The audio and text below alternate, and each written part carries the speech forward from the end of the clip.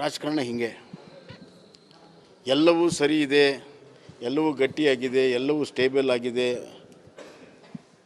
ಅಂತಾನೆ ಒಳಗಡೆಯಿಂದನೇ ದೋಣಿಗೆ ತೂತು ಕೊರೆಯೋ ಕೆಲಸಗಳು ಮಾಡೋದೇ ರಾಜಕಾರಣ. ನಾವು ಕರ್ನಾಟಕದ ಇತಿಹಾಸವನ್ನು ನೋಡಿದಾಗ ಅತ್ಯಂತ ಬಲಿಷ್ಠ ಮುಖ್ಯಮಂತ್ರಿಗಳ ಸಂದರ್ಭದಲ್ಲಿ ಹೆಂಗಾಯ್ತು ಅನ್ನೋದು ನೋಡ್ತಾರೆ. ವೀರೇಂದ್ರ ಪಾಟೀಲರು ಭಾಳ ಬಲಿಷ್ಠ ಮುಖ್ಯಮಂತ್ರಿಗಳಿದ್ದರು. ರಾತ್ರೋರಾತ್ರಿ ಎಲ್ಲ ಶಾಸಕರು ಬದಲಾವಣೆ ಆದರು.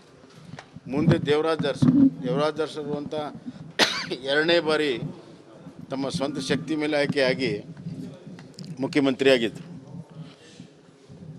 ರಾತ್ರೋರಾತ್ರಿ ಬದಲಾವಣೆ ಮಾಡಿ ಗುಂಡೂರವರು ಮುಖ್ಯಮಂತ್ರಿ ಆದರು. ಬಂಗಾರಪ್ಪ ಅವರು 183 ಶಾಸಕರಿದ್ದರು ಕಾಂಗ್ರೆಸ್ಸಲ್ಲಿ, ಆವಾಗಲೂ ಕೂಡ ಬದಲಾವಣೆ ಮಾಡಿದರು. ಹೀಗೆ ಇದು ರಾಜಕಾರಣದಲ್ಲಿ ನಡೀತಾ ಇದೆ. ರಾಜ್ಯ ಸರ್ಕಾರ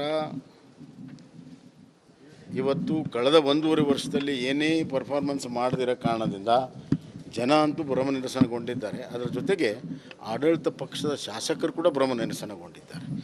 ಇದು ಕೂಡ ಒಂದು ಪ್ರಮುಖ ಕಾರಣ.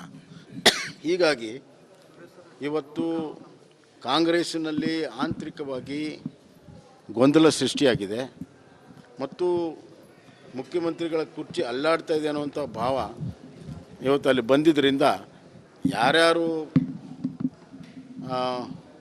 ಅಲ್ಲಿ ಕುರ್ಚಿಯಲ್ಲಿ ಕೂತ್ಕೋಬೇಕನ್ನುವಂಥ ಮನದಾಳದ ಇಷ್ಟು ವರ್ಷದ ಆಸೆ ಇವತ್ತು ಹೊರಹೊಮ್ತಾ ಇದೆ. ಅದಕ್ಕೆ ಇದು ರಾಜಕಾರಣ ನಡೀತಾ ಇದೆ. ಇದು ಸಹಜ ಪ್ರಕ್ರಿಯೆ. ಕೂಡ ಭವಿಷ್ಯ ಹೇಳೋದಲ್ಲ.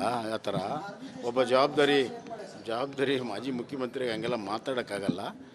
ಕಾನೂನು ತನ್ನ ಪ್ರಕ್ರಿಯೆ ಮಾಡ್ತದೆ.